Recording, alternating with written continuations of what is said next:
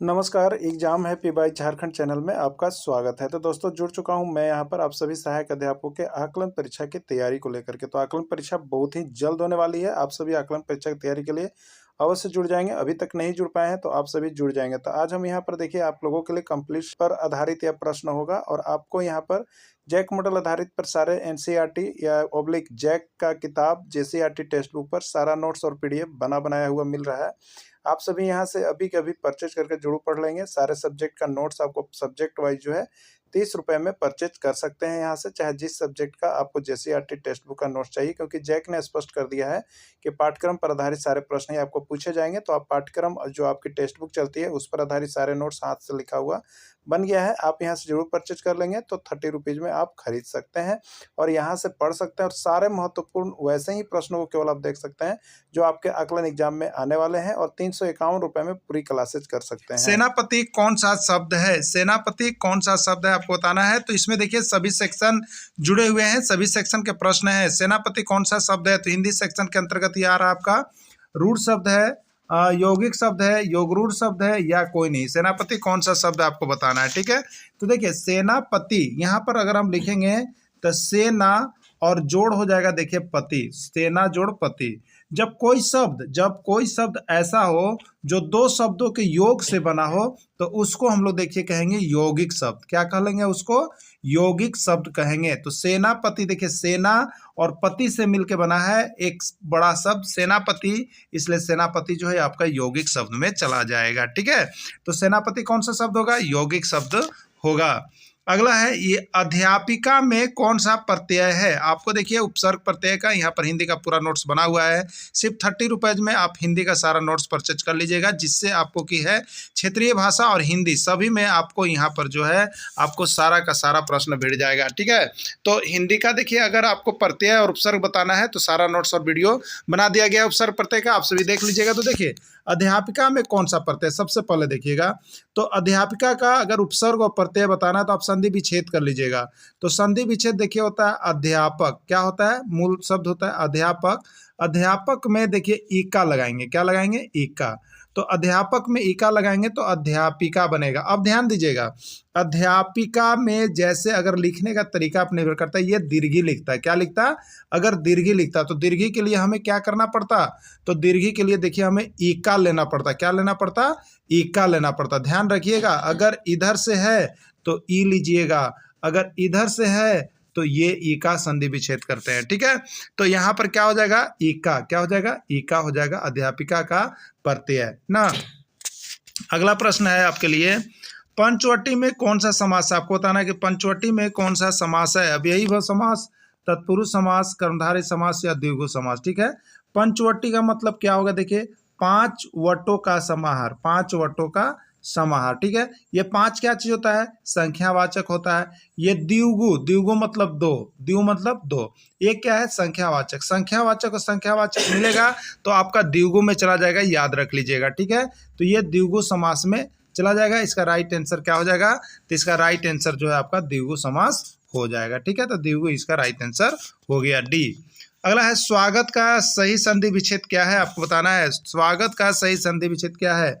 सु जोड़ अगत, सु जोड़ आगत, सु जोड़ गत, सु जोड़ गात, क्या होगा? तो देखिए स्वागत का सही संधि विच्छेद जो होता है आपका सु जोड़ आगत होता है। बहुत बार 1001 बार प्रश्न पूछ दिया गया है और सारे राज्यों के एग्जाम में बार बार पूछ रहा है, हो सके कि आपके एग्जाम में आ जाए। तो देखिए हिंदी सेक्शन के अंतर्गत प्रश्न की समाप्ति हुई। अब आपका यहाँ पर आ गया शिक्षण अधिगम। क्या आ गया? शिक्षण अधिगम के अंतर्गत सीडीपी बाल विकास एवं शिक्षा शास्त्र का प्रश्न है, उसको भी आप देखिए। शिक्षण प्रक्रिया में निम्नलिखित में किसका भली प्रकार ध्यान रखना चाहिए? जब आप किसी को शिक्षण में भाग ले रहे हैं तो किस चीज का ध्यान रखना चाहिए आपको बताना है। विद्यार्थियों की सक्रिय सहभागिता का, अनुशासन का, गृह कार्य की जांच में लगना का या विषय वस्तु का स्तर का, किसका होना चाहिए? शिक्षण प्रक्रिया में किसका ध्यान होना चाहिए, ठीक है। तो देखिए शिक्षण प्रक्रिया में अगर आप भाग ले रहे हैं तो सबसे पहला चीज है कि विद्यार्थियों की सक्रिय सहभागिता सबसे महत्वपूर्ण होती है। शिक्षण प्रक्रिया में विद्यार्थियों की सक्रिय सहभागिता सबसे महत्वपूर्ण कार्य होती है, जिस पर हमें ध्यान रखना चाहिए। बच्चों के सामाजिक विकास में किसका विशेष महत्व है? बच्चों का जो सामाजिक विकास होता है, सबसे अच्छे बच्चे जो सोशलिस्ट होते हैं उसमें किसका सबसे अधिक महत्व होता है? खेल का, दिनचर्या का, बाल साहित्य का या संचार माध्यम का।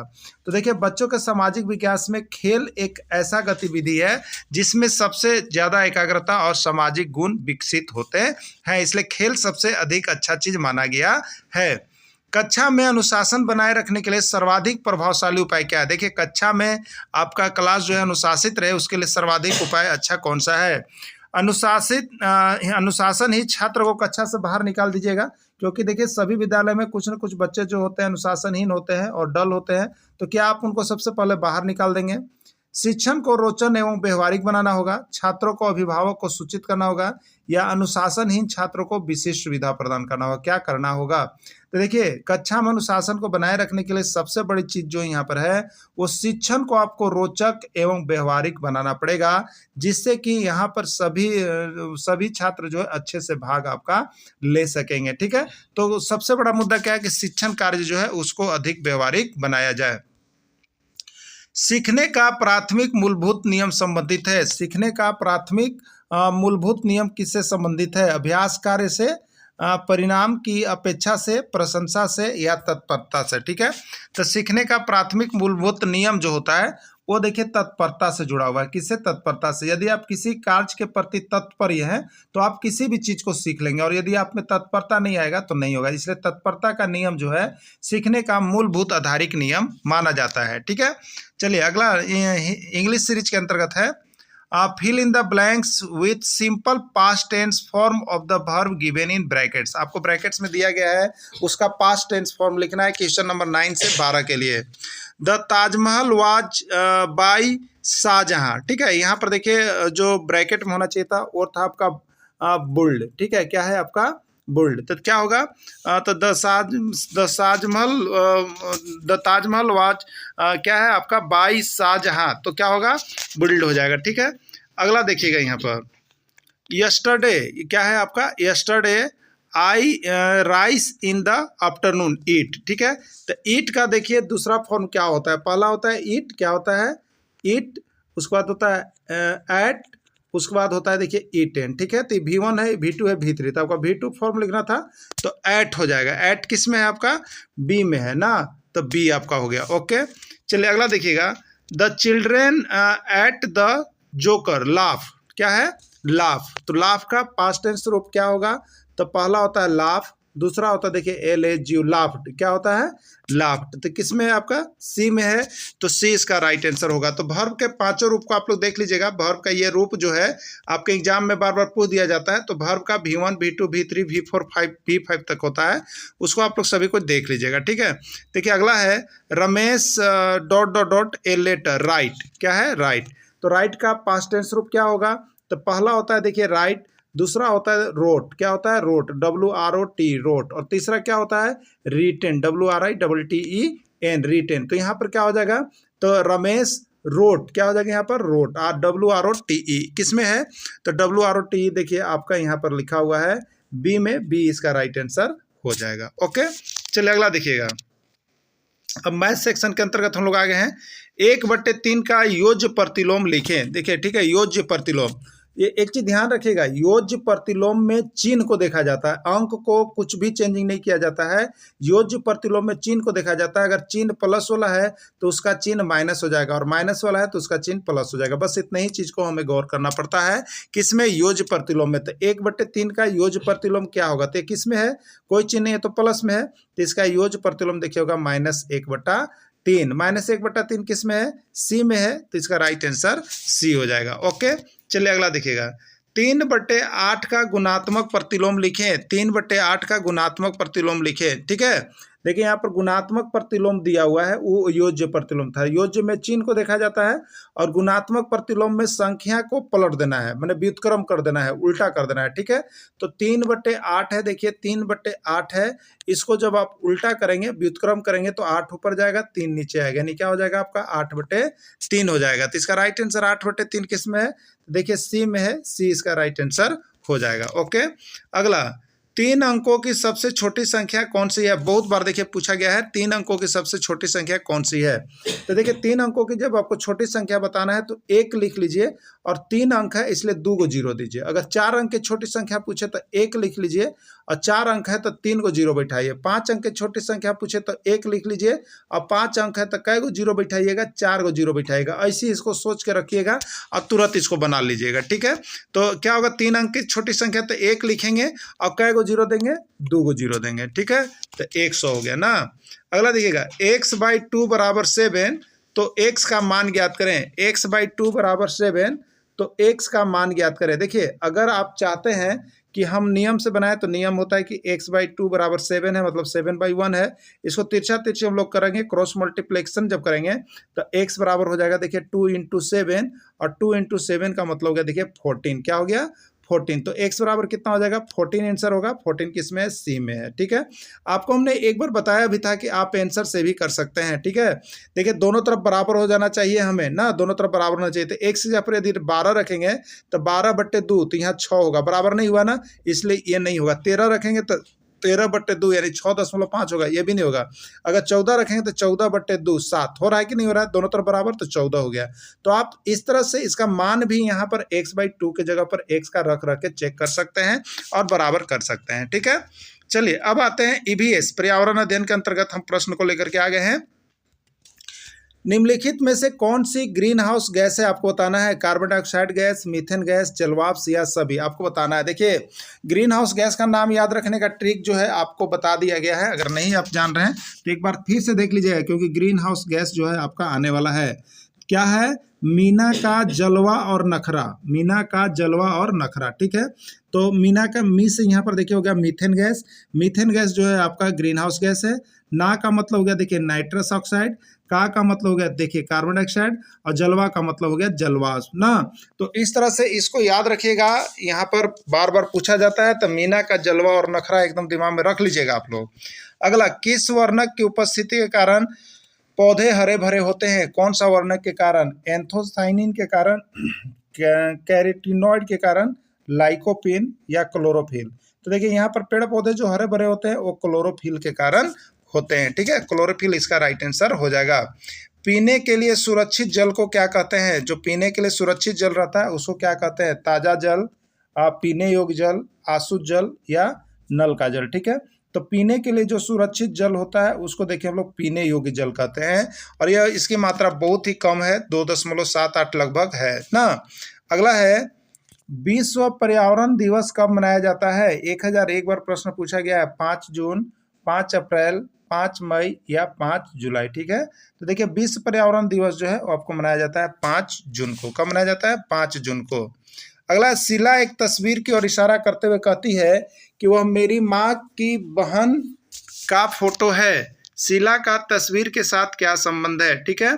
शीला एक तस्वीर की ओर इशारा करते हुए कहती है कि वह मेरी माँ की बहन का फोटो है। शीला का तस्वीर के साथ क्या संबंध है। देखिए, यहाँ पर जो है बीच में प्रश्न थोड़ा छूट गया था, इसलिए यह 1 नंबर सभी को दे दिया गया है, क्योंकि इसके अनुसार यहाँ पर ऑप्शन मैच नहीं कर रहा। लेकिन यह प्रश्न था कि शीला एक तस्वीर को इशारा करते हुए कहते हुए मेरी माँ की बहन, वह मेरी माँ की बहन का, यहाँ पर देखिए का बेटा का फोटो है, वो मेरी माँ की बहन का बेटा का फोटो है। तो शीला का तस्वीर के साथ क्या संबंध है।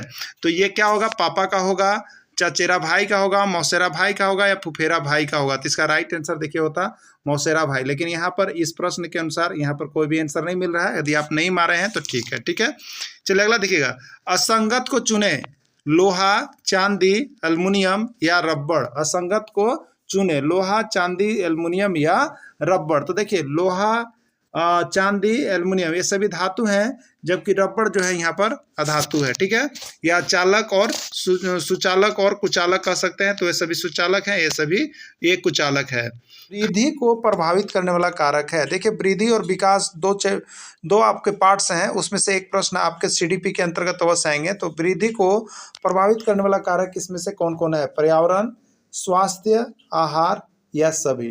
तो देखिए, वृद्धि को प्रभावित करने में पर्यावरण का एक कारक माना जाता है, आहार भी उतना ही कारक है, स्वास्थ्य भी उतना ही अच्छा है, यानी इसका राइट आंसर जो है वो सभी हो जाएगा। भाषा शिक्षण की प्रथम कक्षा किससे माना जाता है। भाषा शिक्षण के प्रथम कक्षा किससे माना जाता है, पूर्व प्राथमिक कक्षा को, प्ले विद्यालय को, घर को या सभी, ठीक है। तो देखिए, भाषा शिक्षण की प्रथम कक्षा जो माना जाता है वो आपका इनमें सभी हो जाएंगे। क्या हो जाएगा इसका राइट आंसर, इनमें सभी हो जाएगा। प्ले विद्यालय भी उसी समय का रोल होता है जब बच्चा 2 से 3 साल होता है। पूर्व प्राथमिक कक्षा भी उसी को कहते हैं और घर में भी उसी समय से सीखना भाषा शिक्षण शुरू करता है। इसलिए इन सभी को यहाँ पर भाषा शिक्षण के प्रथम कक्षा के रूप में माना जाता है। शिक्षक को गृह कार्य की जांच करनी चाहिए, कभी कभी, कभी नहीं, नियमित या जब छात्र कहे। तो शिक्षक को गृह कार्य की जांच कब करनी चाहिए? तो नियमित रूप से करना चाहिए, रेगुलर करना चाहिए और देखना चाहिए बच्चों के सभी कॉपी को कि वह बना करके लाया या न लाया। बुरी आदतों को सुधारा जा सकता है। किस तरह के बच्चे में बहुत से बुरी आदत होते हैं, उनको किस तरह से सुधारा जा सकता है? डांट डपट कर, दोषारोपण द्वारा, अनुबंधन द्वारा या सभी। तो देखिए बच्चों को डांट डपट कर नहीं सुधारा जा सकता है, दोषारोपण द्वारा नहीं हो सकता है, अनुबंधन द्वारा, क्या कहते हैं इसको, अनुबंधन द्वारा, उसको विभिन्न क्रियाकलाप के द्वारा दिखा करके उसको सुधारा जा सकता है।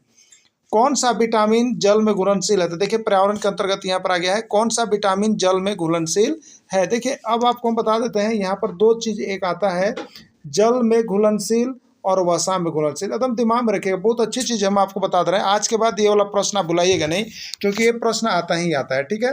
देखिए यहाँ पर ये इस तरह का एक बीकर हमने बनाया है, एक बीकर है, इसमें पानी भरा हुआ है। क्या भरा हुआ है? पानी भरा हुआ है, ठीक है। अब देखिएगा, आप अनुभव कीजिएगा, एक कीड़ा, क्या बोलते हैं इसको, कीड़ा बोलते हैं ना। एक कीड़ा जब इसमें चला जाता है, एक कीड़ा, तो पानी में जो कीड़ा रहता है देखते हैं वो घुलता नहीं है, वो घुलता नहीं है, इसी तरह से छैला हुआ रहता है ना। तो देखिए एक कीड़ा, कीड़ा KEDA, देखिए कीड़ा ना, ये कीड़ा मतलब KEDA, ये जो है जल में नहीं घुलता। ये किस में? ये जल में नहीं घुलता, याद रखिएगा। कीड़ा किस में? जल में नहीं घुलता है। कीड़ा किस में घुलता है? तो ये कीड़ा जो है आपको देखिए वसा में घुलता है। तो आपसे पूछेगा कि वसा में घुलनशील कौन कौन है, तो वसा में कीड़ा घुलता है, यानी vitamin K, vitamin E, vitamin D और विटामिन A, ये वसा में घुलते हैं, जल में नहीं घुलते हैं। याद हो गया, कीड़ा किस में घुलता है? वसा में घुलता है, जल में नहीं घुलता है। तो जल, अब देखिए कि महत्वपूर्ण विटामिन में KEDA आता है, तो इसमें और विटामिन कौन सा बच गया? हमारे पास बच गया B और C, यानी ABCDEK, यही होता है, मुख्य रूप से पढ़ना है। तो B और C, ये जो दो विटामिन है ये जल में घुलनशील है। तो B और C जल में घुलते हैं और केड़ा जल में नहीं, वसा में घुलता है। एकदम दिमाग में रख लीजिएगा और इसके बाद याद होता है कौन सा विटामिन जल में घुलनशील है। तो इसका राइट आंसर क्या हो जाएगा? B हो जाएगा। वायु में CO2 की मात्रा कितनी है? 1001 पर ही प्रश्न आया हुआ है, सभी राज्यों में पूछ रहा है, आप भी देख लीजिएगा। वायु में CO2 की मात्रा कितना है? 0.01%, 0.05%, 0.03%, 3.30%। तो वायु में CO2 की जो मात्रा है वो है आपका 0.03%, ठीक है। 0.03% अब बहुत बड़ा आया हुआ। देखिए आप सभी एग्जाम में जो है रुचि नहीं ले रहे हैं, आप सभी अभी कभी वीडियो देखने के बाद टेस्ट सीरीज में जरूर भाग लीजिए। सिर्फ और सिर्फ 99 रुपीज़ में आपको मिल रहा है, जो कि आप नहीं भाग लेकर के तैयारी कर रहे हैं आप लोग, तो जो टेस्ट सीरीज बना लेंगे वो समझिए कि उनका आकलन परीक्षा निकल जाएगा। इसलिए आप सभी टेस्ट सीरीज में जरूर जुड़े।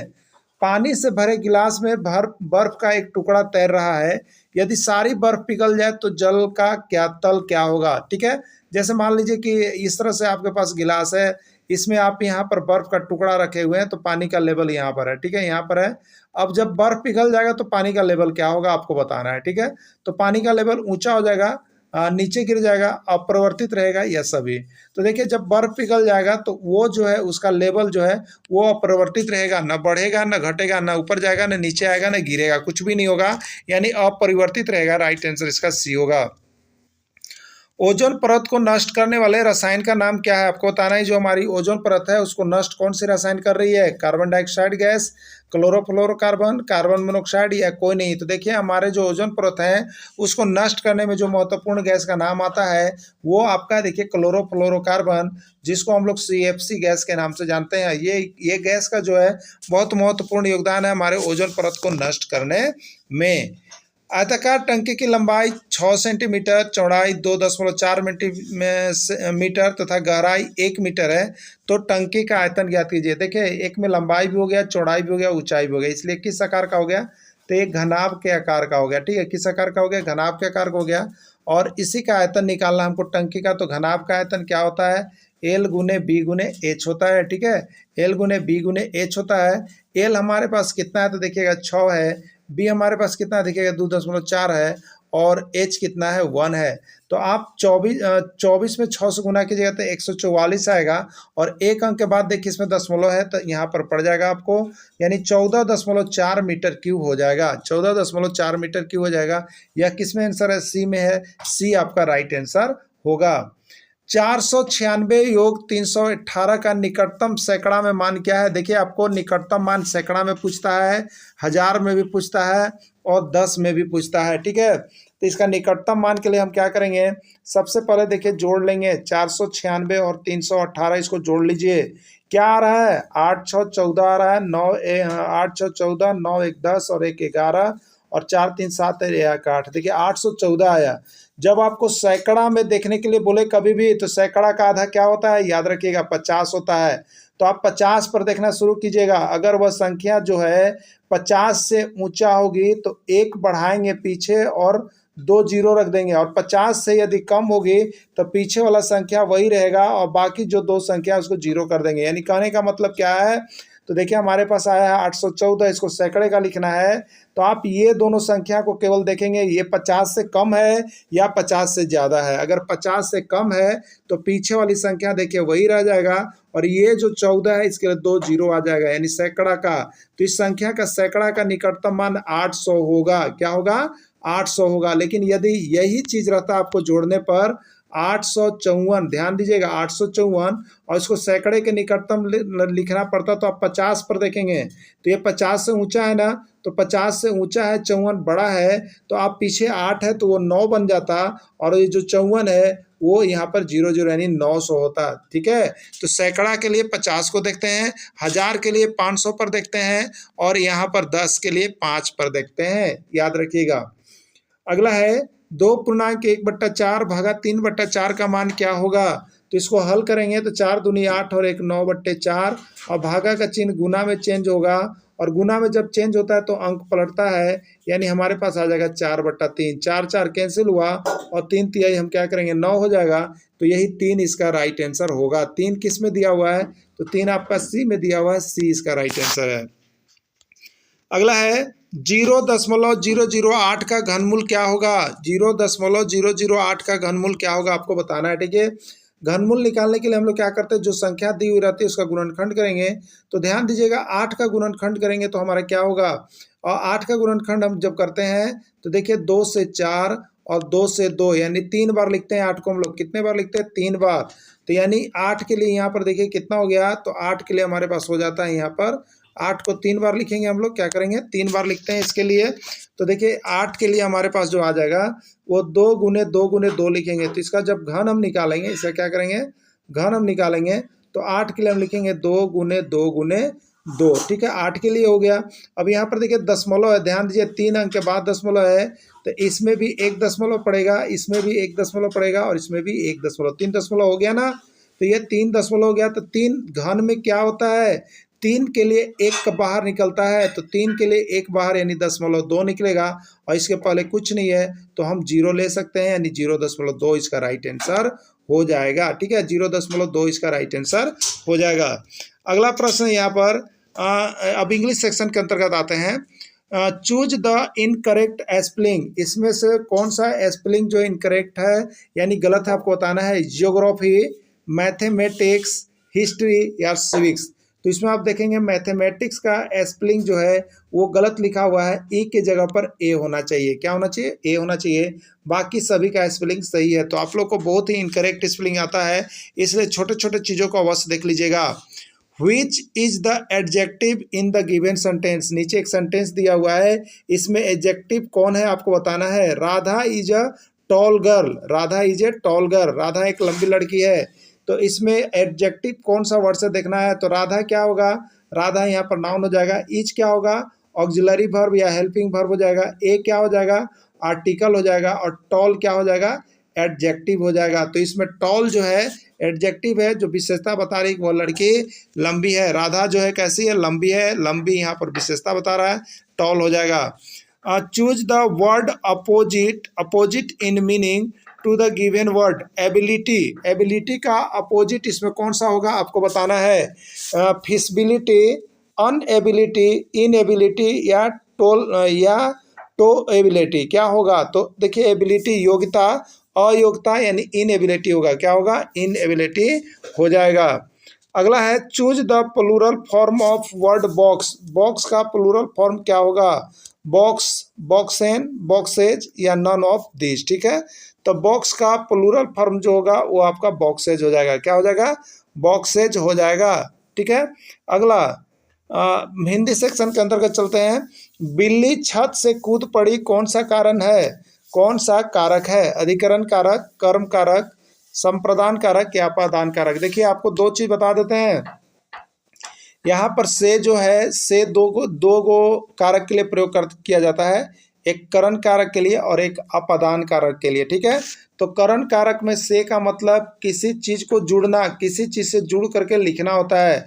जैसे रमेश पेन से पत्र लिख रहा है, तो ये यहाँ पर जो से आया एक सेंस में आया जिससे किसी साधन से काम हो रहा हो, तो वो से का मतलब देखिए करण कारक है। लेकिन यदि किसी चीज से कोई चीज अलग हो रहा है तो वो जो होता है अपादान कारक होता है। तो बिल्ली अभी कहाँ पर थी, तो बिल्ली छत पर थी, कहाँ पर थी, छत पर। अब बिल्ली यहाँ से कूद गई, छत से कूद पड़ी, तो बिल्ली यहाँ पर आ गई है, बिल्ली यानी ये छत से अलग हुई है। तो अगर अलग होने के लिए से का प्रयोग किया जाता है तो वह से का मतलब यहाँ पर अपादान कारक हो जाएगा, ठीक है। तो अपादान कारक होगा इसका राइट आंसर। अगला है जो युद्ध में स्थिर रहता है उसके लिए एक शब्द क्या होगा, जो युद्ध में स्थिर रहता है उसके लिए एक शब्द क्या होता है, यशस्वी, सत्याग्रही, युधिष्ठिर या अश्वारोह, ठीक है। तो जो युद्ध में स्थित रहता है उसके लिए एक शब्द होता है, उसको हम लोग युधिष्ठिर कहते हैं, क्या कहते हैं उसको, युधिष्ठिर कहते हैं। शैव कहते हैं, शैव किसको कहते हैं, जो शक्ति की उपासना करते हैं, जो शिव की उपासना करते हैं, जो विष्णु की उपासना करते हैं, जो किसी की उपासना नहीं करते हैं। तो देखिए जो शिव की उपासना करते हैं उसी को हम लोग यहाँ पर शैव कहते हैं। तो जो शिव की उपासना करते हैं उसको शैव नाम से जाना जाता है। वचाल किसे कहते हैं, जो जल्दी चलता है, जिसकी चाल ठीक ना हो, जो बहुत बोलता है, जो चुप रहता है, ठीक है। तो देखिए यहाँ पर वचाल के लिए होता है कि जो बहुत बोलता है उसको हम लोग वचाल कहते हैं, क्या कहते हैं, वचाल कहते हैं। इसलिए इसका राइट आंसर होगा जो बहुत बोलता है। चलिए रीजनिंग सेंसर के अंतर्गत आते हैं। लेसा शब्द से कौन सा सार्थक शब्द बनेगा, आपको यहाँ पर ऑप्शन दिया गया है, LEA से माने वर्ड्स को जो है बाएं दाएं करके लिखा गया है, उससे कौन सा सही शब्द बनेगा, साइल, इसाल, सेल या लेस। तो देखिए यहाँ पर जो होता है एक सार्थक अर्थपूर्ण शब्द जो बनेगा वो होगा सेल, क्या होगा, सेल, जिसको विक्रेता या बेचने के सेंस में लोग करते हैं सेल, तो वो सेल इसका बिल्कुल सही आंसर होगा। अगला प्रश्न है म्यूटेट शब्द के अक्षरों के प्रयोग से कौन सा शब्द नहीं बनाया जा सकता है, ठीक है। म्यूटेट शब्द के अक्षरों के प्रयोग से कौन सा शब्द नहीं बनाया जा सकता है, टेट, मेट, टाउट या म्यूट, कौन सा नहीं बनेगा, ठीक है, म्यूल, कौन सा नहीं बनेगा। देखिए यहाँ पर जो है आपको जो बनने वाला नहीं है वो आपका देखिए वर्ड्स जो है म्यूल, कौन सा है, म्यूल, क्योंकि देखिए इस सभी में आपका एम मिल रहा है, यू मिल रहा है, ई मिल रहा है, लेकिन एल इसमें कहीं भी नहीं है। तो जो इसमें कहीं भी नहीं है वो आपको नहीं बनेगा, तो म्यूल हो जाएगा, ठीक है। बाकी में सभी वर्ड्स इससे मैच कर रहे हैं, ठीक है, तो यही चीज यहाँ पर हो जाएगा। अगला प्रश्न है सार्थक क्रम में सजावें देश, जिला, राज्य और ग्राम, इसको एक सीरियल क्रम से सजाना है आपको। तो देखिए सबसे सीरियल क्रम में आप सजाइएगा। तो सबसे पहले क्या होता है, गांव होता है, सबसे पहले गांव यानी 4 नंबर होता है। उसके बाद क्या होता है, उस गांव में जिले होते हैं, ठीक है, और कई जिला मिलेंगे तो जा करके आगे राज्य बनेगा, और कई राज्य मिलेंगे तो जा करके देश बनेगा, क्या बनेगा, देश बनेगा। यानी 4 2 3 1 का क्रम चलेगा। तो 4 2 3 1 किस में है आपका देख लीजिएगा। तो 4 2 3 1 है जो आपका सी में है, इसका राइट आंसर सी होगा। निम्नलिखित में से कौन सी अक्षमता केवल जन्मजात होती है, इसमें कौन सी अक्षमता बच्चों में ऐसी है जो जन्मजात होती है, जन्म लेने के बाद नहीं, वो जन्मजात ही होती है।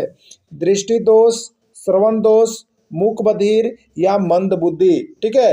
देखिए यहाँ पर जो दृष्टि दोष है वो जन्मजात नहीं, वो कभी भी हो सकता है। श्रवण दोष कभी भी किसी भी स्थिति में हो सकता है। मूक बधिर आदमी कभी भी किसी भी स्थिति में हो सकता है। लेकिन देखिए मंद बुद्धि होता है, ये बच्चा जन्म से ही पैदा होता है, मंद बुद्धि बच्चे, ठीक है। तो मंद बुद्धि ऐसा है जो क्षमता जो है जन्मजात होती है, वो दोबारा इसमें नहीं आता है। निम्नलिखित में से कौन सी इकाई का उपयोग सुनने की क्षमता की जांच हेतु किया जाता है? लोगों को जो सुनने में कमी होती है तो उसके सुनने की क्षमता की जांच हेतु किसका प्रयोग किया जाता है आपको बताना है। डेसीमीटर, डेसीबल, डेसीपाइन या डेसी बिंदु। तो देखिए जो जो जिनको सुनने की क्षमता यानी जो इनको आवाज़ नहीं सुन पाते हैं, ध्वनि को नहीं सुन पाते हैं, तो उसको मापने के लिए डेसिबल का प्रयोग किया जाता है। किसका प्रयोग किया जाता है? डेसिबल का प्रयोग करके पता किया जाता है कि सुनने की क्षमता क्या है और क्या नहीं है। अगला है, किस प्रकार के बच्चों को शिक्षा हेतु सांकेतिक भाषा का प्रयोग किया जाता है? देखिए हम लोग यहाँ पर विभिन्न भाषाओं का प्रयोग करते हैं, मौखिक भाषा, लिखित भाषा और यहाँ पर सांकेतिक भाषा। तो सांकेतिक भाषा यानी कोई व्यक्ति सामने खड़ा है, अगर वह यहाँ पर जो है नहीं कर पा रहा है, मूक बधिर है, वह बोल नहीं पाता है, तो उसकी शिक्षा किस में दिया जाता है? तो देखिए अगर एक बोलना है तो एक देंगे, दो बोलना है तो दो गो का संकेत देते हैं, तीन है तो तीनों का संकेत देते हैं। तो इस तरह से सांकेतिक भाषा के रूप में पढ़ाया जाता है। तो किसको पढ़ाया जाता है? तो वो मूक बधिर बच्चा को पढ़ाया जाता है। जो मूक बधिर होते हैं उनको यहाँ पर सांकेतिक भाषा के रूप में पढ़ाया जाता है। ठीक है, तो मूक बधिर इसका आंसर होगा। आर्थिक स्तर का प्रभाव किस पर नहीं पड़ता है? बहुत लोगों को से आपने सुना होगा कि हमारी आर्थिक स्थिति कमजोर थी इसलिए हम नहीं पढ़ पाए, हम ये नहीं कर पाए, हम वो नहीं कर पाए। तो ये देखिए यही प्रश्न है कि आर्थिक स्तर का प्रभाव किस पर नहीं पड़ता है? आत्मसम्मान पर, सीखने की क्षमता पर, उच्च संस्थान में प्रवेश पर, जीवन यापन पर। तो देखिए अगर आप आर्थिक रूप से कमजोर हैं तो आपको आज के समय में आत्मसम्मान पर जरूर ठेस पहुंचेगा, आत्मसम्मान पर आपका प्रभाव पड़ता है।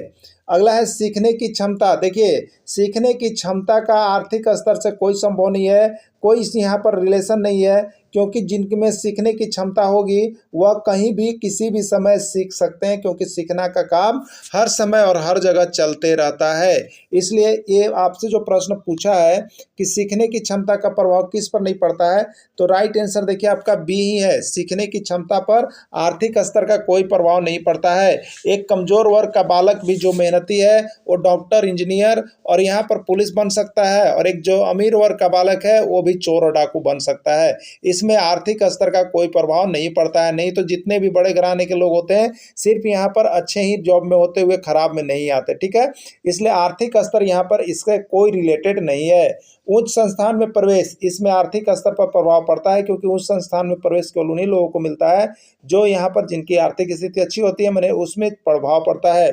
जीवन यापन पर भी प्रभाव पड़ता है आर्थिक स्तर का। आपका जीवन यापन निम्न होगा अगल बगल इलाके के आदमी की अपेक्षा, तो जीवन यापन पर भी प्रभाव पड़ता है आर्थिक स्तर का। सिर्फ किस पर प्रभाव नहीं पड़ता है? तो सीखने की क्षमता पर। सिर्फ किस पर प्रभाव नहीं पड़ता है? सीखने की क्षमता पर। राइट आंसर इसका हो जाएगा। तो ये पेडागोगी सेक्शन के अंतर्गत था। तो आपको हर सेक्शन का इसमें प्रश्न मिलता है, तो आप सभी डेली वीडियो को शाम 7 बजे अवश्य देख लिया कीजिएगा। भारतीय सेना के तीनों अंगों का प्रमुख कौन होता है? जो भारतीय सेना होती है उसके तीनों अंग का प्रमुख कौन होता है? राष्ट्रपति, उपराष्ट्रपति, प्रधानमंत्री या रक्षा मंत्री। ठीक है, तो भारतीय सेना के तीनों अंगों का जो प्रमुख होता है उसको हम लोग कहते हैं, देखिए यहाँ पर राष्ट्रपति तीनों सेनाओं के अंगों का प्रमुख होते हैं। सेलुलर जेल को किस जेल के नाम से जाना जाता है? ये सेलुलर जेल बहुत ही फेमस जेल है, बहुत बार परीक्षा में आया हुआ है। तो इस जेल को और किस जेल के नाम से जाना जाता है? अंग्रेजी जेल, काला पानी, बड़ी जेल या रुग्ण जेल क्या कहा जाता है? ठीक है, तो सेलुलर जेल को किस जेल के नाम से जाना जाता है? तो काला पानी के नाम से जाना जाता है। ठीक है, चलिए अगला देखिएगा। किस जानवर को रेगिस्तान का जहाज कहा जाता है? 5 लाख बार प्रश्न पूछ दिया गया, जितना कहिएगा उतना ही कम है। गधा, घोड़ा, ऊंट या हाथी किसको कहा जाता है? तो रेगिस्तान का जहाज किसको कहा जाता है? ऊंट को कहा जाता है रेगिस्तान को जहाज। भारत के सबसे अधिक ऊंचाई पर स्थित नागरिक हवाई अड्डा का नाम बताइए। भारत का कौन सा ऐसा हवाई अड्डा है जो सबसे अधिक ऊंचाई पर स्थित है? बहुत बार प्रश्न पूछे गए हैं आपको। तो देखिए यहाँ पर लेह है, शिमला है, श्रीनगर है या गुवाहाटी है, कहाँ पर है? तो लेह जो है भारत का सबसे अधिक ऊंचाई पर स्थित नागरिक हवाई अड्डा है, जहाँ पर सैनिकों को ले जाया जाता है। अब हिंदी सेक्शन के अंतर्गत आते हैं। सही शब्द है, इसमें सही शब्द कौन है बताना है। ईर्षा, ईर्षा, ईर्ष्या या ईर्ष्या, कौन सा सही शब्द है आपको बताना है। ठीक है, सही शब्द देखिए एक आपका हिंदी के अंतर्गत आता है, तो ईर्ष्या जो लिखा जाता है देखिए ई आधा स और या के ऊपर र होता है, ईर्ष्या होता है, ये सही लिखा हुआ है। ठीक है, तो इस तरह का लिखा हुआ कौन सा ऑप्शन में है, तो आप देख रहे हैं इसमें डी ऑप्शन में है, इसलिए इसका डी राइट आंसर हो जाएगा। अगला है कष्ट का अर्थ क्या होता है। कष्ट का अर्थ क्या होता है, खेद होता है, शोक होता है, दुख होता है या शारीरिक असुविधा होता है। क्या होता है कष्ट का मतलब, तो देखिए खेद मतलब क्या होता है, किसी चीज पर काम करने के लिए मिला और हम काम नहीं किए तो वहां पर खेद व्यक्त कर पाते हैं। शोक का मतलब कि किसी भी परिवार में यदि किसी भी प्रकार का कोई मृत्यु हो जाता है तो वहां पर शोक की लहर होती है, कोई खराब काम हो जाता है तो शोक हो जाता है। और दुख का मतलब यहाँ पर देखिए होता है, दुख जो होती है एक के किसी बातों की दुख हमें पहुंच जाती है, वो दुख जो हमें दिल से लगता है वो दुख हो गया। और शारीरिक असुविधा जो होती है वो देखिए आपका कष्ट होता है। आपके अगर अंदर शारीरिक किसी भी प्रकार की असुविधा होती है तो हमें कहते हैं कि बहुत कष्ट है। ठीक है, दुख को देखिए कष्ट की श्रेणी में नहीं रखा गया है, आप दिमाग में रखिएगा। शारीरिक असुविधा जो होती है वो आपको कष्ट हो देता है ना, अगर आपके हाथ नहीं है पाँव नहीं है तो ये कष्ट आपको होता है। ठीक है, तो शारीरिक असुविधा आएगा कष्ट के अंतर्गत। आवरण में कौन सा उपसर्ग लगाकर एक नया शब्द बनाया जा सकता है, बताना है आपको। आवरण दिया हुआ है, इसमें कौन सा नया उपसर्ग लगाइएगा तो वो नया शब्द बनेगा। नील लगाने पर बनेगा, नीवा लगाने पर बनेगा, परी या परिया क्या लगाने पर बनेगा। ठीक है, देखिए आवरण शब्द हमें दिया हुआ है, आवरण दिया हुआ है ना, इसमें एक शब्द हम लगाते हैं, देखिए परी, क्या बोलते हैं परी, और जोड़ आवरण। तो ये जो पहले लगा तो ये उपसर्ग है, तो हमने क्या लगाया परी उपसर्ग लगाया, तो एक नया शब्द बनता है, वो देखिए होता है पर्यावरण। क्या होता है पर्यावरण। ठीक है, तो यहाँ पर परि शब्द लगने से एक नया शब्द जब हम लगाएंगे उपसर्ग तो वो नया शब्द बनेगा, इसका राइट आंसर परि हो जाएगा।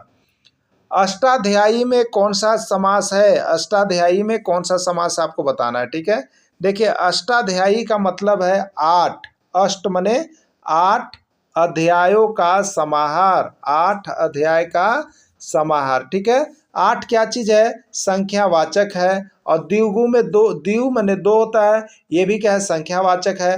तो संख्यावाचक और संख्यावाचक मिलेगा तो उसको द्विगु में डालेंगे, तो इसका राइट आंसर देखिए क्या हो जाएगा, द्विगु हो जाएगा। ठीक है, चलिए अगला है सेलेक्ट करेक्ट वर्ब, इसमें से करेक्ट वर्ब को चुनिए, क्या लगेगा, you do not a mango, you do not a mango. ठीक है, तो देखिए यहाँ पर क्या लगेगा आपको बताना है, ईट लगेगा, एट लगेगा, ईटन लगेगा या ईट्स लगेगा। ठीक है, तो देखिए यहाँ पर जो सही आंसर है वो आपका ईट होगा, क्योंकि याद रखिएगा डू नॉट या डज नॉट निगेटिव आ जाए तो इसके बाद जो है वर्ब का पहला रूप ही प्रयोग होता है। डू नॉट या डज नॉट के बाद वर्ब का पहला रूप ही प्रयोग किया जाता है, V1 का प्रयोग किया जाता है, न कि V5 का प्रयोग किया जाता है। याद रखिएगा डू नॉट और डज नॉट के बाद वर्ब का पहला रूप लगेगा, इसलिए इट वर्ब का पहला रूप है, तो इसका राइट आंसर इट हो जाएगा। ठीक है, चलो अगला देखिएगा, write past tense form of catch, catch मतलब यहाँ पर जो पकड़ना हो गया उसका पास्ट टेंस में क्या होगा, कैच जो है आपका प्रेजेंट का है,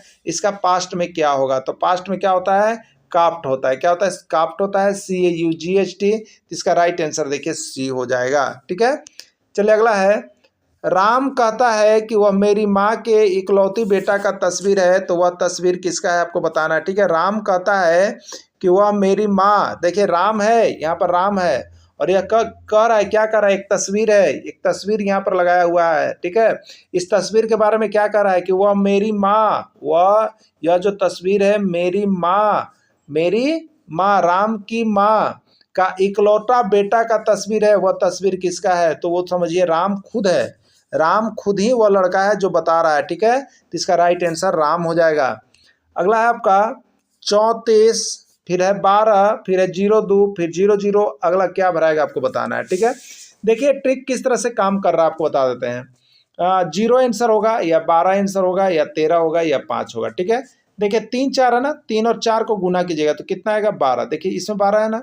अब 12 में कौन कौन डिजिट है, 1 और 2 है ना, तो 1 और 2 को गुना कीजिएगा तो कितना आएगा 2, 2 को लिखेंगे हम 0 2 लिखेंगे ना। अब देखिए 0 2 हमारे पास है, तो 0 और 2 ये दोनों को गुना करेंगे तो कितना आएगा 0 और 0 आएगा, आएगा ना। अब अगला क्या होगा, तो 0 और 0 को गुना करेंगे तो कितना आएगा 0 आएगा, तो अगला आंसर आपका 0 होगा जो कि ए में है, तो इसका राइट आंसर ए हो जाएगा। ठीक है, चलिए अगला देखिएगा, मैथ सेक्शन के अंतर्गत है, दो संख्याओं का अनुपात 1:4 है और उनका अंतर 21 है, तो वह संख्या ज्ञात कीजिए। ठीक है, तो दो संख्याओं का अनुपात 1:4 है, तो दो संख्याओं का अनुपात है अनुपात, तो एक संख्या को हम क्या मान लिए x और दूसरी संख्या को क्या मान लेंगे 4x। उनका अंतर 21 है, तो इसको घटाइएगा, 4x में से x घटाइएगा तो 3x, अंतर 21 है तो 21 है, तो वह संख्या ज्ञात कीजिए। अब देखिए गुना के रूप में है तो हम काट सकते हैं, 3 सत्ते 21, यानी x बराबर कितना आ गया 7 आ गया। तो दोनों संख्या कौन हो गई, तो x का मान देखिए 7 हो गया और यहाँ पर 4x है, इसका मतलब 4 × 7 करेंगे तो 28 हो गया। तो वह संख्या 7 और 28 हो सकता है या 28 और 7 हो सकता है। ठीक है, तो 28 और 7 किस में दिया, देखिए डी में दिया है, तो डी आपका राइट आंसर हो जाएगा। अगला है x² - 9 का गुणनखंड क्या होगा। आपको बताना है कि x² - 9 का गुणनखंड क्या होगा। x + 3 x - 2, x + 3 x - 3, x + 2 x - 2 या x + 4 x - 3 क्या होगा। ठीक है, देखिए आप एक फॉर्मूला याद रखिएगा, x² और 9 को हम देखिए लिख सकते हैं 3 का स्क्वायर लिख सकते हैं ना, तो ये हो गया a² - b²। क्या होगा आपका फॉर्मूला, तो a + b इंटू क्या हो गया a - b, यानी x + 3 × x - 3 किस में है, तो देखिए बी में है, बी इसका राइट आंसर हो जाएगा। तो फॉर्मूला देखिए आप याद रखिएगा मैथ के लिए, नहीं तो आपको बहुत पीछे जा सकते हैं ना। अगला देखिएगा, 800 रुपये का साधारण ब्याज 1 वर्ष में 80 रुपया है। 800 रुपये का साधारण ब्याज 1 वर्ष में 80 रुपया है, तो 5 वर्ष में ब्याज कितना होगा आपको बताना है। 200 रुपया, 300 रुपया, 400 रुपया या 500 रुपया, कौन सा आपका ब्याज होगा। ठीक है, तो देखिए 800 रुपये का साधारण ब्याज 1 वर्ष में 80 रुपये है, तो उसी का 5 वर्ष में कितना होगा, तो 1 वर्ष में 80 है बताइए। ठीक है, तो 5 वर्ष में कितना होगा, तो 80 × 5 कीजिए ना, 80 × 5 कितना हो गया 400, यानी 400 रुपया ब्याज होगा। किस में है ऑप्शन सी में, यानी इसका राइट आंसर सी हो जाएगा। ठीक है, चलिए अगला देखिएगा, एक डायरी का क्रय मूल्य 160 है, यदि दुकानदार उसे 20% हानि पर बेचता है तो उसका विक्रय मूल्य क्या होगा। तो देखिए विक्रय मूल्य का एक फॉर्मूला पर आप बना सकते हैं और नहीं तो आप डायरेक्ट बना सकते हैं। क्रय मूल्य कितना है, देखिए 160 है और उस पर हानि कितना हो जा रहा है, देखिए उससे 20% की हानि हो रहा है, तो 20% यानी 20/100, 0000 कट गया, यानी 32 रुपया है। 32 रुपये का कितना हो रहा है, हानि हो रहा है। तो अब वो वस्तु का विक्रय मूल्य यानी वो बेचाया कितना में, तो आपको यहाँ पर क्या करना है, देखिए अब वो वस्तु का है तो आपको 160 रुपया था, 160 रुपया था, उसमें से आपको नुकसान हो गया, उसमें से आपको नुकसान हो गया। ठीक है, कितना नुकसान हुआ, तो 160 और 160 का 20% यानी 32, यानी कितना हो गया 32 नुकसान हो गया ना। एक डायरी का 160 है, उसे 20% हानि पर, तो 32 रुपये का नुकसान हो गया आपको। तो नुकसान हो गया तो 160 में से 32 घटाइएगा तो आपको देखिए 10 में से 2 गया, 8 बच गया और इधर बच गया आपको 15 में से 3 तो 2, 128 रुपये, यानी वो वस्तु का विक्रय मूल्य कितना होगा अब, तो 128 रुपये हो जाएगा। 128 किस में है, तो 128 देखिए आपका आंसर जो है वो बी में है, यही इसका राइट आंसर हो जाएगा। हिंदी भाषा के अतिरिक्त कौन सी भाषा देवनागरी लिपि में लिखी जाती है, पंजाबी, मराठी, उर्दू या इनमें से कोई नहीं। तो देखिए हिंदी भाषा के अतिरिक्त मराठी जो है ये देवनागरी लिपि में लिखी जाती है। और लिपि से संबंधित सारे नोट्स और वीडियो चाहिए तो आपको हिंदी का PDF सारा बन गया है, आप हिंदी का PDF यहाँ से 30 रुपये में परचेज करके पढ़ सकते हैं और सारे नोट्स देख सकते हैं। जिन शब्दों के एक से अधिक अर्थ होते हैं उन्हें वे क्या कहलाते हैं, एकार्थी शब्द, पर्यायवाची शब्द, विलोम शब्द या अनेकार्थिक शब्द। तो एक से अधिक हैं तो ऐसे शब्द को अनेकार्थिक शब्द कहते हैं।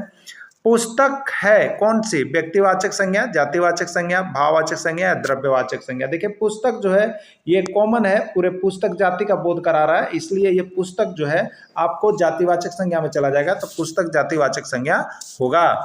रात और दिन में कौन सा समास है, रात और दिन में कौन सा समास है, देखिए रात है और यहाँ पर डैश है और दिन है, रात और दिन। ठीक है, तो रात और दिन में यहाँ पर योजक चिन्ह लगा हुआ है, इसलिए योजक चिन्ह जिसमें लगा हुआ रहता है वो द्वंद्व समास होता है, याद रखिएगा। तो द्वंद्व समास होगा और यह एक दूसरे के विपरीत होते हैं, ये द्वंद्व समास हो गया। दी गई संख्या में कौन सी संख्या पूर्ण वर्ग संख्या है, आपको बताना है। पूर्ण वर्ग संख्या इसमें से कौन है, 12, 24, 37 या 33। आप याद रखिएगा यदि किसी संख्या का इकाई अंक 2, 3, 7 या 8 हो तो वह पूर्ण वर्ग संख्या नहीं होती है, वह पूर्ण वर्ग संख्या नहीं होती है। तो देखिएगा इसमें आप देख रहे हैं इसमें इकाई अंक 2 है या पूर्ण वर्ग संख्या नहीं है, इसमें 7 है पूर्ण वर्ग संख्या नहीं है, 3 है पूर्ण वर्ग संख्या नहीं है, यानी 24 जो है वह पूर्ण वर्ग संख्या होगी। 2545 के घन का इकाई अंक क्या होगा? आपको बताना है कि 2545 के घन का इकाई अंक क्या होगा। 2545 का घन कहने का मतलब है 2545 और इसका क्यू करेंगे। यदि आपको ट्रिक नहीं आता है तो 2545 गुने 2545 3 बार करते रहिएगा, 10 घंटा समय चला जाएगा। आप देखिए 2545 के इकाई का वर्ग पूछा है तो सिर्फ इकाई लीजिए जो 5 है और उसको कर दीजिए 5 गुने 5 गुने 5, क्या होगा? 5 25 25 25 125, यानी 5 का इकाई अंक 5 ही होगा। समझ गए? इस तरह से आपको कर लेना है तो इसका राइट आंसर सी हो जाएगा। अगला प्रश्न है 5 का पावर -3 का मान बतावें क्या होगा। ठीक है, देखिए ये 125 होगा, 1/125, 3/5 या 5/3। तो ये जो पावर होता है माइनस में, इसको प्लस करने के लिए देखिए संख्या 5 है यानी 5/1 है, इसको आप पलट कर देंगे 1/5। अभी जो माइनस चिन्ह है वो प्लस हो जाएगा यानी 3 होगा। तो 1 का 3 करेंगे तो 1 होगा, 1 का पावर क्यू 1 होगा और 5 का पावर क्यू 5 गुने 5 गुने 5 होगा यानी 125 होगा। तो 1/125 इसका राइट आंसर हो जाएगा जो कि आपका बी में है। अगला है 21 का गुणनखंड कौन कौन होगा। 21 का गुणनखंड कौन कौन होगा? तो देखिए 21 का गुणनखंड जो होता है 1 से भी कटता है 21, 3 से भी कटता है 21, 7 से भी कटता है 21 और 21 से कटता है 21। ठीक है, यानी 1 3 7 21 होगा और 1 3 7 21 किस में है? बी में है। यही आपका राइट आंसर हो जाएगा। Write the plural words of ox. Ox का प्लूरल फॉर्म क्या होगा आपको बताना है। ऑक्सेज, ऑक्स, ऑक्सेन या ऑक्स। तो ऑक्स का प्लूरल फॉर्म देखिए ऑक्सेन होता है। अगला है which is the following words an abstract noun. Abstract noun यानी भाववाचक संज्ञा होती है। भाववाचक संज्ञा कौन होती है? जिसको हम न टच कर सकते हैं, ओनली फॉर ओनली फीलिंग, केवल महसूस कर सकते हैं, किसी को हम ये दिखा नहीं सकते हैं, not see and not touch. ठीक है, तो इसमें आ जाएगा देखिए यंग, जवानी जो है या नौजवानी जो है वो दिखाया नहीं जा सकता है, सिर्फ और सिर्फ अंदर अंदर महसूस किए जाते हैं, फीलिंग की चीज़ें। तो जितने भी फीलिंग वाली चीज़ें होती है वो अब्स्ट्रैक्ट नाउन होती है। Which of the following words is a material noun. Material से जुड़े हुए जितने चीजें मटेरियल नाउन यानी द्रव्यवाचक संज्ञा है। इसमें कौन द्रव्यवाचक संज्ञा है? एयर, काउ, गोल्ड या क्लास। तो देखिए यहाँ पर गोल्ड जो है वो मटेरियल नाउन है, मटेरियल नाउन है, द्रव्यवाचक संज्ञा होगी। जितने मेटल से जुड़ी हुई चीजें होती है वो मटेरियल नाउन होती है। Which of the following sentence is negative? Ram eats a mango. Does Ram eat a mango? Ram does not eat a mango या Ram eats, क्या होगा? तो देखिए निगेटिव सेंटेंस होने के लिए वाक्य के अंत में निगेटिव होना चाहिए। वाक्य में जो है निगेटिव यानी नो या नोट लगा हुआ है तो निगेटिव सेंटेंस है, यानी राइट आंसर इसका सी हो जाएगा। एटीएम का पूरा नाम क्या है आपको बताना है। एटीएम का पूरा नाम क्या है? इसका पूरा नाम देखिए होता है ऑटोमेटेड टेलर मशीन। क्या होता है? ऑटोमेटेड टेलर मशीन होता है। राइट आंसर इसका ए हो जाएगा। अगला प्रश्न है डेंगू रोग का वाहक है। डेंगू किससे फैलता है? एडिज मच्छर, क्यूलेक्स मच्छर, घरेलू मक्खी या एनाफिलीज मच्छर। ठीक है, तो डेंगू जो होता है मादा एडिज मच्छर से फैलता है। ठीक है, और मादा एनाफिलीज से मलेरिया फैलता है। प्लस पोलियो कार्यक्रम का उद्देश्य क्या है आपको बताना है। पोलियो का उपचार करना, पोलियो से उत्पन्न लकवा को रोकना, पोलियो का संपूर्ण उन्मूलन करना या सभी। तो देखिए प्लस पोलियो कार्यक्रम का इसमें जो ऑप्शन आ रहा है इसके अनुसार सभी हो जाएंगे। अगला है हवा में सर्वाधिक मात्रा में पाई जाने वाली गैस कौन सी है? ऑक्सीजन, कार्बन, नाइट्रोजन या आर्गन। तो हवा में सबसे अधिक मात्रा में जो गैस पाई जाती है नाइट्रोजन, जो कि 78% होता है। इन्हें व्यवस्थित क्रम में सजाने पर कौन सा श्रेणी प्राप्त सही होगा? शैशवावस्था, बाल्यावस्था, प्रौढ़ावस्था, किशोरावस्था। तो देखिए सबसे पहले होता है शैशवावस्था, फिर होता है बाल्यावस्था, उसके बाद होता है किशोरावस्था और उसके बाद होता है देखिए प्रौढ़ावस्था। यानी 1 2 4 3 की सीरीज बनेगी जो कि बिल्कुल सही होगा। तो 1 4 और उसके बाद है 2 3, तो 1 4 आपका हो जाएगा। 1 शैशवावस्था 1 2, ठीक है, बाल्यावस्था 2 हो गया, 1 2 और किशोरावस्था 1 2 4 3 किस में है? तो 1 2 4 3 आपका सी में है। सी इसका राइट आंसर हो जाएगा। यदि किसी कुट भाषा में होप को पो लिखा जाता है तो उसी कुट भाषा में लोप को क्या लिखा जाएगा? देखिए आपको क्या लिखा गया है, होप, होप को पो लिखा जा रहा है, इसको इधर लाया जा रहा है, इसको इधर लाया जा रहा है और बाकी जो है बीच में ही रह रहा है। तो लोप को क्या लिखा जाएगा? तो लोप को भी कर देंगे PL इधर, यानी पोल लिखा जाएगा। क्या लिखा जाएगा? पोल लिखा जाएगा। पोल किस में है? तो बी में है आपका। इसका राइट आंसर पोल हो जाएगा। ठीक है, विकास प्रारंभ होता है, विकास कब प्रारंभ होता है? गर्भावस्था से, शैशवावस्था से, किशोरावस्था से या बाल्यावस्था से। तो विकास का प्रारंभ जो होता है देखिए गर्भावस्था से ही प्रारंभ हो जाता है। अगला है, एक बच्चा 2 + 2 5 कर रहा है और 2 × 8 10 कर रहा है, यह किस विकार से संबंधित है? देखिए यदि बच्चा 2 + 2 5 कर रहा है, 2 × 8 10 कर रहा है, इसका मतलब वह बच्चा जो है आपका डिसकैलकुलिया से प्रभावित है। कैलकुलिया मतलब कैलकुलेशन, और कैलकुलेशन मतलब गणित की जितनी भी कठिनाई होती है वो कैलकुलिया से संबंधित होती है, और बच्चा डिसकैलकुलिया से प्रभावित है। 4.85 मीटर लंबे खंभे को 5 बराबर भागों में विभाजित किया जाता है, तो प्रत्येक भाग का लंबाई क्या है आपको बताना है। ठीक है, चलिए क्या कर सकते हैं, तो 4.85 या 4.85 है, उसको आप क्या करेंगे 5 से भाग लगा देंगे। क्या करेंगे? 5 से भाग लगा देंगे। तो यहाँ पर देखते हैं, देखिए भाग करने के क्रम में जो क्या है, अभी आप दशमलव को भुला जाएंगे, दशमलव को भुला जाएंगे, यानी आप जो भाग दे रहे हैं वो समझिए 485 में 5 से दे रहे हैं। ठीक है, 5 से दे रहे हैं तो कितना हो जाएगा? 5 9 यहाँ पर 45 हो जाएगा, 5 7 35, यानी आ कितना रहा आपका? 97 आ रहा है। अब रिजल्ट देने के लिए देखिए आपका 97 आ रहा था, लेकिन इसमें दशमलव कितने अंक के बाद है? आप दाहिने तरफ से देखेंगे तो 1 2 2 अंक के बाद है, तो यहाँ भी दशमलव 2 अंक के बाद आप लगा देंगे, तो 1 2 2 अंक के बाद दशमलव यहाँ लगेगा, यानी 0.97 मीटर होगा। दशमलव का भाग इस तरह से हम लोग सिंपली देते हैं, तो इसका राइट आंसर बी हो जाएगा। क्या हो जाएगा? बी हो जाएगा। अगला प्रश्न है, 2x³ का मान क्या होगा यदि x बराबर 5 है? 2x³ का मान क्या होगा यदि x बराबर 5 दिया हुआ है? तो देखिए वैल्यू जब दिया हुआ रहता है तो 2x³, तो x की जगह पर हम क्या बैठाएंगे? 5 बैठाएंगे, तो 2 × 5 का क्या हो जाएगा आपका? क्यू हो जाएगा। तो 2 × 5 का क्यू का मतलब है 5 3 बार आप लिखेंगे, 5 × 5 × 5। अब आप गुना करेंगे तो 2 × 10 10 × 50 और 50 × करेंगे तो 250 होता है, तो 250 इसका आंसर होगा। तो 250 किस में है आपका? तो ये बी में है, इसलिए राइट आंसर इसका बी हो जाएगा। 0.02 का वर्ग क्या है बताना है आपको। 0.02 का वर्ग क्या है? वर्ग का मतलब देखिए स्क्वायर आपको कर देना है 0.2 और इसका करना है स्क्वायर। ठीक है, स्क्वायर करने का मतलब इसी संख्या को आप 2 बार गुना करेंगे तो 0.02 × 0.02। ठीक है, दशमलव का गुना है। आपको क्या करना है, अभी दशमलव को भुला जाइए। आपके पास जब यह दशमलव हम भुलाते हैं तो पहला बार आता है 002 जिसका मतलब 2 होगा, और अगला बार भी आता है 002 जिसका मतलब 2 होगा। 2 2 को गुना करेंगे तो कितना आ जाएगा आपके पास? 4 आएगा। अब देखिए दशमलव के लिए आप क्या कीजिएगा, इसमें भी 2 अंक के बाद दशमलव, इसमें भी 2 अंक के बाद दशमलव, यानी दाहिने तरफ से 4 अंक के बाद आप दशमलव बैठा सकते हैं। तो पहला हो गया था 4, 3 अंक और हमें घट रहा है तो 0 देंगे और उसके बाद दशमलव देंगे, यानी 0.0004 होगा। तो ये किस में है ऑप्शन आपका? यहाँ पर ये ऑप्शन मिल रहा है ए में। किस में मिल रहा है? ए में, तो ए इसका राइट आंसर हो जाएगा।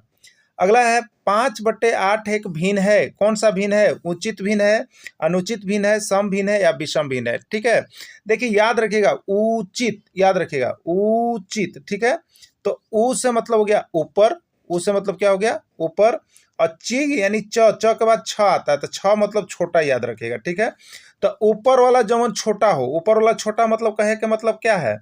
अंश, ऊपर अंश होता है, भिन्न में ऊपर अंश होता है, नीचे हर होता है। तो अंश और हर दिया हुआ है, अगर अंश ऊ से ऊपर, ऊपर वाला यदि छोटा है, ऊपर वाला क्या है?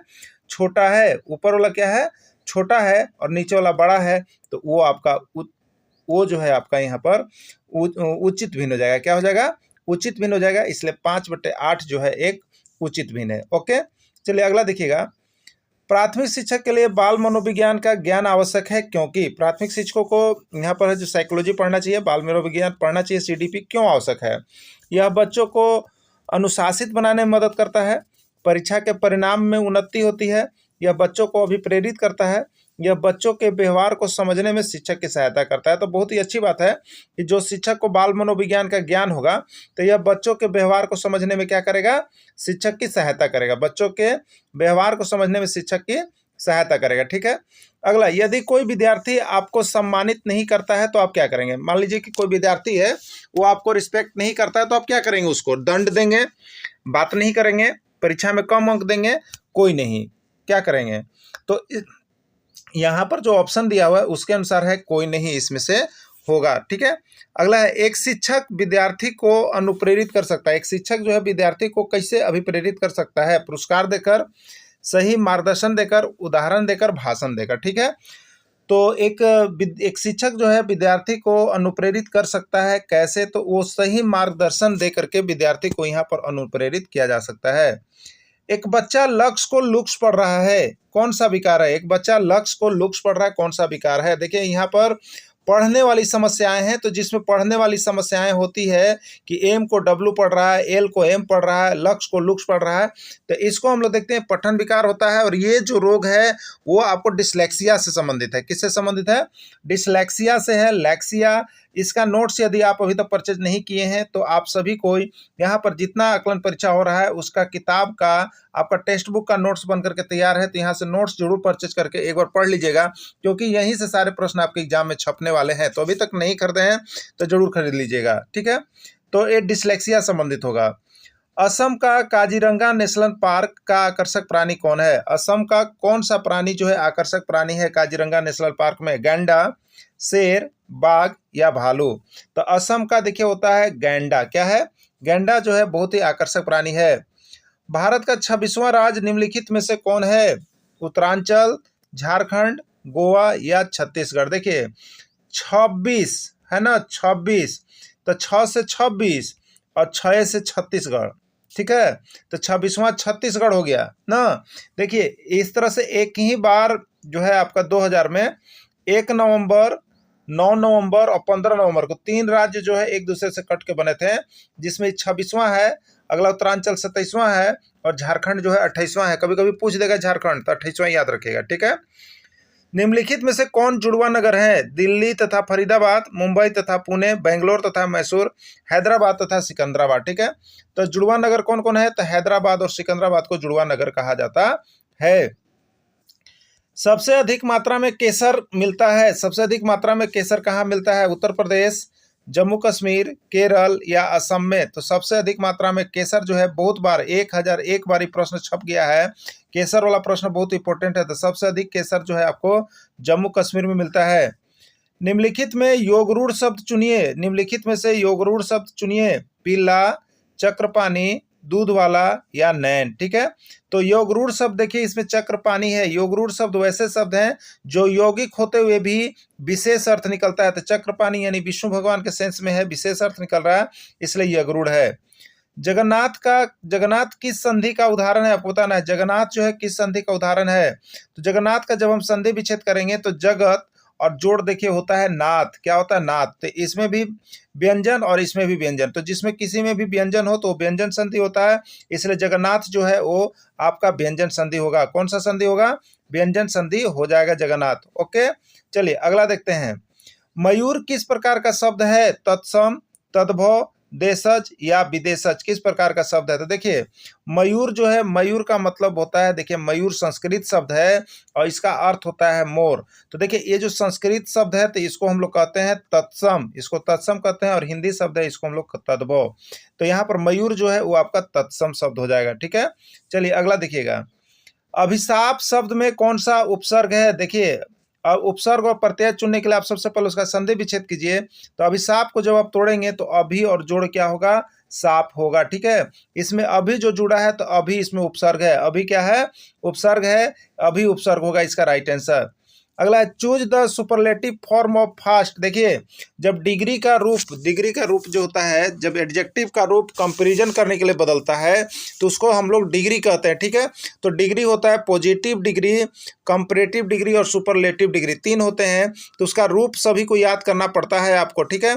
तो फास्ट का जब पॉजिटिव होता है तो फास्ट होता है, उसका कंपैरेटिव जब 2 के बीच तुलना करते हैं तो फास्टर होता है, और जब 2 से अधिक के बीच तुलना करते हैं तो फास्टेस्ट होता है। तो यहाँ पर पूछा है सुपरलेटिव फॉर्म, तो फास्ट का क्या होगा? फास्टेस्ट हो जाएगा, और ये किस में है? तो सी में है, इसका राइट आंसर सी हो जाएगा। अगला है choose the superlative form of good. Good का सुपरलेटिव फॉर्म क्या होगा आपको बताना है, ठीक है। बेटर, बेस्ट, बेस्ट या बीस्ट। तो गुड का सुपरलेटिव फॉर्म जो होगा वो देखिए बेस्ट होगा, ठीक है। सुपरलेटिव फॉर्म गुड होता है, फिर बेटर होता है, फिर बेस्ट होता है। तो सुपरलेटिव फॉर्म आपका क्या हो जाएगा? बेस्ट हो जाएगा। अगला है खाली स्थान को भरे। खाली स्थान को आपको भरना है। 7 है, फिर 9 है, फिर 12 है, फिर 16 है। यहाँ खाली जगह क्या होगा? अगला 27 है। देखिए तो 7 में 2 जोड़े तो 9, 9 में 2 जोड़ेंगे तो 9 में 3 जोड़ेंगे तो 12, 12 में 4 जोड़े तो 16। तो देखिए 2 3 4 जुड़ रहा है, अगला क्या जुटेगा 5। तो 16 में 5 जोड़ेंगे तो मेरा आ रहा है 21। अब अगला देखते हैं 21 में 6 जोड़ेंगे तो 27। इस शर्त को पूरा हो गया, इसलिए इसका राइट आंसर 21 हो जाएगा। क्या हो जाएगा? 21 हो जाएगा इसका राइट आंसर। तो राइट आंसर सी हो गया। विषम शब्द को चुने 1, 8, 27, 124, 154, मैंने इसमें से कौन सबसे अलग है वो आपको बताना है। 64 अलग है कि 8 अलग है कि 27 अलग है कि 124 अलग है। आप देखिएगा 1 जो है ये 1 का क्यू है, 8 जो है ये 2 का क्यू है, 27 जो है ये 3 का क्यू है, और देखिए 3 का क्यू है। उसके बाद 64 जो है ये देखिए 4 का क्यू है। तो यहाँ पर सभी क्यू चल रहे हैं, इसलिए यहाँ पर जो होना चाहिए था 124 नहीं, इसको 5 का क्यू होना चाहिए और 125 होना चाहिए। इसलिए ये जो है सबसे अलग यहाँ पर मिल रहा है, जो कि क्यू किसी का नहीं है, तो वह संख्या क्यू वाला ही इसमें सेलेक्टेड हो रहा था। तो 124 इसका राइट आंसर होगा, यानी डी होगा। तो मेरे माता पिता में कौन समास है? द्विगु समास, द्वंद्व समास, बहुब्रीहि समास या कर्मधारय समास? देखिए माता पिता यानी माता, इसका विपरीतार्थक शब्द क्या होगा? पिता। तो कोई भी समास यदि एक दूसरे का उल्टा लिखा हुआ हो और बीच में योजक चिन्ह हो तो उसको आपको द्वंद्व समास में डालिएगा। किस में डालिएगा? द्वंद्व। द्वंद्व माने क्या होता है? उल्टा, एक दूसरे का विपरीत होता है, ठीक है। द्वंद्व माने लड़ाई झगड़ा चलते रहता है। लड़ाई झगड़ा कब होता है? जब किसी का आप उल्टा काम करते हैं। कोई कहता है कि बाएं चलो, आप दाहिने जाते, तो लड़ाई होती है। तो द्वंद्व समास में एक दूसरे का अपोजिट शब्द दिया हुआ रहेगा और बीच में योजक चिन्ह लगा हुआ रहेगा। स्वाभाविक में कौन सा प्रत्यय है? आपको बताना है स्वाभाविक में कौन सा प्रत्यय है। ई, एक, या एक, कौन सा है? ठीक है। तो देखिए इसका जब हम संधि विच्छेद करते हैं तो होता है स्वभाव। क्या होता है? स्वभाव। और जोड़ होता है, देखिए एक। एक क्यों हो रहा है? क्योंकि ये इधर से जाएगा, तो स्वाभाविक में इधर से लगा हुआ है इसलिए ये लीजिएगा, लेकिन इधर से लगा हुआ रहता तो आपको ये लेना पड़ता, ठीक है। तो अब देखिए ये हर्षी लगा हुआ है, तो यहाँ पर हम लोग हर्षा ही लेंगे, ठीक ना। तो स्वभाव, इसका संधि विच्छेद कर लेते हैं हम लोग। स्वभाव और जोड़ क्या हो जाता है? एक हो जाता है। स्वभाव और जोड़ एक हो जाता है, तो एक इसका राइट आंसर हो जाएगा। संतोष में कौन सा उपसर्ग है? संतोष में कौन सा उपसर्ग है? देखिए संतोष के उपसर्ग बताने के लिए आप क्या करिएगा, तो सबसे पहले आप सम और जोड़ तोष, इसका संधि विच्छेद कीजिएगा। तो जो पहले लगा है वो उपसर्ग है और जो बाद में लगा है वो प्रत्यय है, तो सम होगा। इसमें देखिए 2 में लिखा गया है, बी में भी और सी में भी, ठीक है। तो जिसने बी भी कीजिएगा वो भी सही है, सी कीजिएगा वो भी सही है। पानी का पर्यायवाची शब्द कौन है? पानी का पर्यायवाची शब्द आपको बताना है। अम्बु, जल, वारी या सभी। तो देखिए पानी को अम्बु भी कहा जाता है, जल भी कहा जाता है, वारी भी कहा जाता है, यानी इसका राइट आंसर सभी हो जाएगा। चलिए मैथ सेक्शन के अंतर्गत देखते हैं। 0.0159 में एक का स्थानीय मान क्या होगा? देखिए एक चीज याद रखिएगा, जैसे स्थानीय मान जब भी आपको देना हो, जैसे 2, 3, 1, तो इसमें दशमलव अभी नहीं है, ठीक है। तो दशमलव नहीं है तो इसको हम लोग इकाई, दहाई, सैकड़े के आधार पर देखते हैं, ठीक है। किसके? इकाई के। तो 1 का स्थानीय मान 1, 3 दहाई पर है इसका स्थानीय मान 3, 2 सैकड़े पर है इसका स्थानीय मान 200 हुआ ना। लेकिन जब भी दशमलव हो जाए, याद रखिएगा जब भी दशमलव हो जाए और दशमलव वाला में पूछे 0.159 इस तरह से मान लीजिए दिया हुआ है, तो जब 0 इस तरह का पूछे दशमलव के बाद, तो इसको देखिए स्टार्ट बट्टा से कीजिएगा। 0 का कोई बोलेगा तो 0/10, 1 का कोई बोलेगा तो 1 बट्टा और 2 अंक पर है इसलिए 100, 5 पर कोई बोलेगा तो 5/1 और 3 गो 0, यानी यहाँ से 10 फिर 100 फिर 1000 इस तरह से करके बट्टा में लगाना रहता है। कब? जब दशमलव के बाद वाला पूछे तब, ठीक है। तो इसका आंसर क्या हो जाएगा? तो 1/100 हो जाएगा, इसका राइट आंसर सी हो जाएगा। यदि x + 2 = 0 तो x² + 2 का मान बताओ। देखिए x + 2 = दिया हुआ है 0 ना, इसलिए x बराबर क्या होगा? तो +2 इधर चला जाएगा तो यहाँ पर हो जाएगा 0 - 2, यानी x यहीं पर रह जाएगा, तो x बराबर क्या हो जाएगा? -2 हो जाएगा, ठीक है। x बराबर -2 हो गया। अब यहाँ पर बताना x² + 2 का मान, x² + 2 का मान बताना है। तो x यानी -2 का स्क्वायर और +2, तो -2 का स्क्वायर कितना हो गया? 4 और +2 यानी 6 आंसर हो जाएगा। कितना हो जाएगा? 6 इसका आंसर हो जाएगा। 6 किस में है? बी में है। अगला है संख्या 7, 8, 5, 4 का औसत ज्ञात करें। औसत, ठीक है। तो औसत क्या होता है? सभी संख्याओं का योग, सभी संख्याओं का योग और बट्टा में कुल संख्या। कुल संख्या क्या है? 1, 2, 3, 4, 4 हो गया, ठीक है। 7, 8, 15, 5, 20 और 4, 24, 24/4, ठीक है। 4 × 6 = 24, 6 आंसर हो गया। ओके, कितना आंसर हो गया? 6 इसका राइट आंसर हो गया, ये 6 हो गया। ठीक है, चलिए अगला देखिएगा, 2 किलोमीटर में कितना मीटर होगा? 2 किलोमीटर में कितना मीटर होगा आपको बताना। देखिए चेंज करने वाला भी एक प्रश्न रहेगा। तो 1 किलोमीटर में कितना होता है, हम सभी को जानते हैं 1000 मीटर होता है। तो 2 किलोमीटर में क्या करेंगे, तो 2 किलोमीटर में हो जाएगा 2 और 1 किलोमीटर की जगह पर 1000 मीटर हो जाएगा। तो 2000 मीटर हो जाएगा। कितना हो जाएगा? 2000 मीटर, यही राइट आंसर हो जाएगा। ठीक है, तो 2000 मीटर इसका राइट आंसर हो जाएगा। पेड़ पौधों में वृद्धि होती है एक निश्चित समय तक, 20 वर्षों तक, जीवन पर्यंत, या कोई नहीं। तो देखिए पेड़ पौधों में जो वृद्धि होती है वो आपका जीवन पर्यंत चलते रहता है। क्या होता है? जीवन पर्यंत पेड़ पौधों में वृद्धि होती है। मनुष्य अपना भोजन किससे प्राप्त करता है? पेड़ से, पौधों से, जंतु से, या सभी से? तो मनुष्य अपना भोजन जो है वो किससे प्राप्त करता है? तो इन सभी से प्राप्त करता है, इन सभी से प्राप्त करता है। मरुस्थल में किस प्रकार के पौधे पाए जाते हैं? नागफनी, कैक्टस, खजूर, या सभी? मरुस्थल में किस प्रकार के पौधे पाए जाते हैं? नागफनी, खजूर, या कैक्टस? तो ये सभी जितने भी कांटेदार पौधे होते हैं वो सभी आपको कहाँ पाए जाते हैं? तो ये सभी मरुस्थल में ही पाए जाते हैं। मरुस्थल में कौन सा प्राणी रह सकता है? गाय, भेड़, बकरी, या ऊँट? तो मरुस्थल का जहाज जिसको हम लोग कहते हैं वो ऊँट है। तो ऊँट रह सकता है।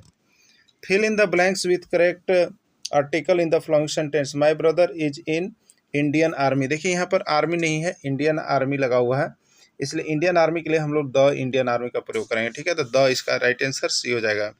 Write the antonym of the word profit. Profit का विपरीत शब्द क्या होता है? प्रेस होता है, क्रिटिसाइज होता है, लॉस होता है, या लैक्स होता है?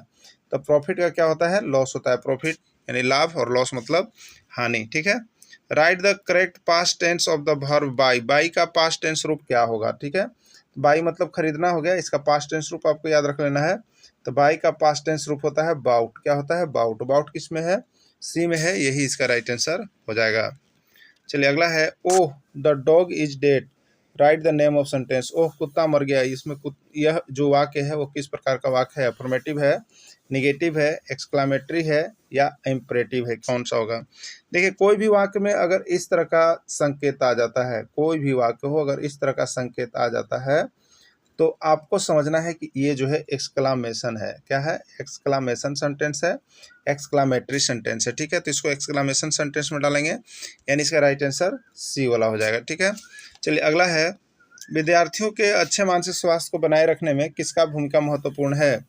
शैक्षिक क्रियाओं का, अभिव्यक्ति की स्वतंत्रता, रुचियों की भिन्नता, अध्यापक की भूमिका एवं विद्यालय वातावरण। तो बहुत ही अच्छी बात है कि विद्यार्थियों का मानसिक स्वास्थ्य बहुत ही अच्छा बनाए रखने के लिए अध्यापक की भूमिका और विद्यालय वातावरण जो है बहुत ही महत्वपूर्ण होता है।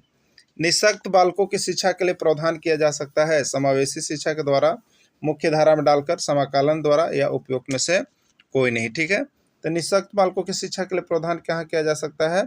तो वो समावेशी शिक्षा के द्वारा किया जा सकता है। समावेशी शिक्षा ही मुख्य इसका साधन है। अगला है 3, 4, 6, 9, 13। आगे क्या भराएगा आपको बताना है। तो देखिए 3 में 1 जोड़ा 4, 4 में 2 जोड़ा 6, 6 में 3 जोड़ा 9, 9 में 4 13। अब 13 में 4 के बाद अगला 5 जुड़ेगा यानी 18 होगा। इसका राइट आंसर 18 होगा जो कि सी में जा रहा है। ठीक है, आगे है ADBECF। अगला क्या होगा? तो ए है, फिर बी है, फिर सी है, तो आगे होगा डी। ठीक है, फिर अगला देखते हैं ऊपर से, डी है, फिर ई है, फिर एफ है, तो उससे आगे जाएगा जी। ठीक है, तो DG इसका राइट आंसर हो जाएगा। DG कहाँ पर है? बी में है, यही इसका सही आंसर है। तो